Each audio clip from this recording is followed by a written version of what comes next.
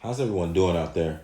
This is the Cool Club. I'm here with Cool Rabbit, and we're going to be reviewing Spaceman, starring Adam Sandler. This was released on Netflix. Again, that's Spaceman, starring Adam Sandler. Some people may not have heard of this film. Adam Sandler.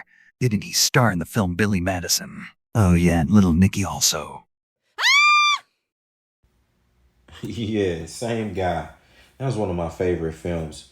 Um, well, I like that film. I'm gonna say favorite. Happy Gilmore was one of my favorite films. But I would say this is one of those serious roles that he plays. Like he has range. This is one of the most serious roles yet that Adam Sandler has played. This film was directed by Johan Rennick with the screenplay that was done by Colby Day. But the film itself was based off of a book that was called Spaceman of Bohemia by Joroslav Kalfar. This is what I mean. A lot of the movies that are good, mark my words, when I'm going to continue to pinpoint this and point this out. The movies that I rate highly, the movies that are good, they're usually based off of books, graphic novels, built in lore, built in stories. You've seen how many films based off of Stephen King novels? Because good writers and good content's hard to find. A lot of this stuff that they just put out today are cash grabs. That's why they suck. They put out movies that no one wants off of the IPs. It's been a lot of Hellraiser movies that were made that the movie wasn't even written as they wrote the actual Hellraiser character Pinhead into the movie. The initial screenplay wasn't even for that movie. And I know that they do that with a lot of these things. They call spec scripts. But we're going to go ahead and get straight into this. You know how we do. We're going to cover the good, bad, and the very ugly of the film in question. Take it away, Salison. All right, CB. Let's start with the good. Off the top, the star of the film is the creature effects. That is the star of the film. It seems to be a mix of CGI and practical effects, which is the standard. That's the standard you should go for. It doesn't matter if this is in the past or today. That is the standard you should shoot for. Too much CGI on a creature, that ruins the film. It ruins the mood and the immersibility that of the movie. We're not immersed anymore. You've broken the fantasy when you use too much CGI. A good example of too much CGI on a creature would look something like Alien Covenant, that just running around looking like a WB show or something. Another example is the creature's brethren, the Predator. That Predator film that came out that had Olivia Munn in it. That would be The Predator, released in 1998, produced by Shane Black. Don't remind me. Thank you, CB. Man, yeah, I agree. That Predator suit at the end, that Predator suit of armor was one of the worst things I've ever saw on screen, man. That made me want to puke, like when I saw Pulp Fiction for the first time and the scene in the basement. And if you're not old enough to know what I'm talking about, don't even worry about it. Sheesh. But honestly, the older films, the films in the 90s and even before, some before that, those films had some of the best creature effects that have yet to be matched today. What are some of the examples of some of those films, Cool Rabbit? The Thing 1982. Terminator 2. How about The Blob 1998? Incredible. Those special effects were ahead of its time for sure. Oh, no doubt, Cool Rabbit. The Blob had some of the sickest special effects that I've ever seen, even to this day. Let's not forget Pumpkinhead.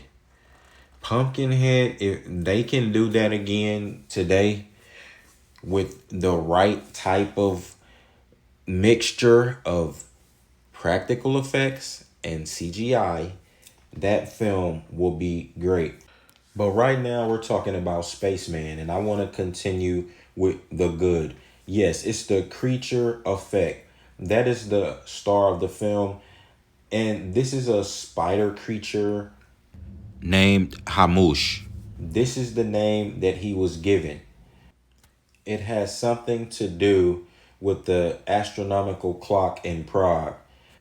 Adam Sandler's character explains this in the film. Adam Sandler's character is named Jakub or Jacob. He isn't sure if the creature exists or not, or if it's just a figment of his disorganized, fatigued mind.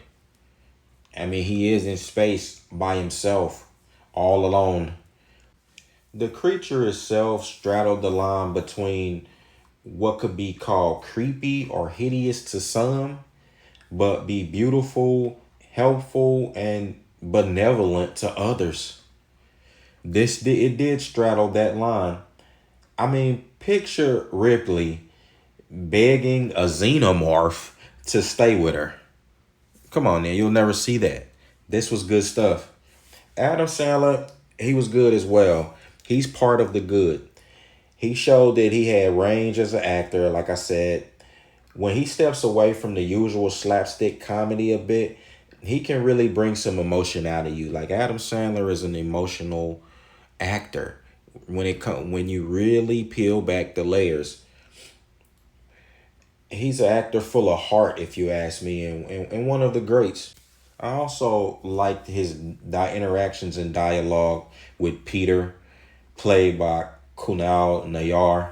I hope I'm not butchering these names, but that was the guy that was keeping him sane, the worker that was keeping him sane back on Earth at the station. He was just trying to work with Adam Sandler and keep this man who's going through this very very difficult situation, to keep him sane. Imagine being his handler, being his psychiatrist, his basically his only friend, and the only person he had to talk to before Hanush came along. So, and he's as a human. I mean, like a lot of people would crack in 5 days, let alone 5 months, as where Adam Sandler was supposed to be stationed by himself, and even longer. It was 8 months he was out there. So he was that for to me that dialogue was part of the good. All right, let's hop right into the bad. Hop into the bad. That wasn't your attempt at a pun, was it? There weren't many actors in this film, and those outside of the astronaut and Adam Sandler, the people that I named, I've called by name. Everyone else outside of that was dry to me, just dry and bland. Reminds me of Williams Chicken. Those You could have put anyone in those roles and filled them, and served the purpose. There's only like 6 members listed as cast for the film, so it's really a closed and isolated movie. And I know it's meant to feel that way, and That's what makes you love the film. But there are some scenes within, like the scenes with Yakub's wife, where you would think she was the one living on the space station. Just these isolated scenes that I get that the movie is trying to play on the loneliness, but it definitely, you can feel the emptiness of the movie. But Yakub and Manouche are good enough to handle it and hold the movie down by themselves. Yeah, I did really enjoy their interaction. The Spideys, or you'll give a new meaning to that when you see this movie. So, all right, we covered the good and the bad. Shall we go ahead and talk about some of the ugly of the film? Let's do it. So, I honestly don't have much because, like I said, this was a decent film. I don't have much on the very ugly. But what I will say is this is not a film of clarity. Don't expect to gain overall complete clarity in this film by the end of it. Okay? I'm not saying that you won't have enjoyed it by the end or even feel good because most people will. You can leave this movie, you're going to feel good, but most people will also leave this film scratching their head like, what? That's what you're going to leave this film doing for sure. I wasn't sure. By the end of the movie, I still wasn't sure if Hamush was real or fake. Or if Adam Sandler was just losing his top. I was not sure. But hey, maybe that's what the movie was trying to go for, and that's what I'm assuming, and I'm fine with that. That's all I have for the ugly of this film.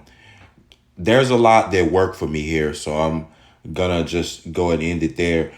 I'm gonna give Spaceman starring Adam Sandler a 7 out of 10. It's an experience I feel most people will enjoy and be able to learn a life lesson from as well. So with that being said, this is the Cool Club. Hit that like and subscribe button. Don't be shy. Click the notification bell, and me and Cool Rabbit will see you in the next video, the next episode of the good, the bad, and the very ugly movie review.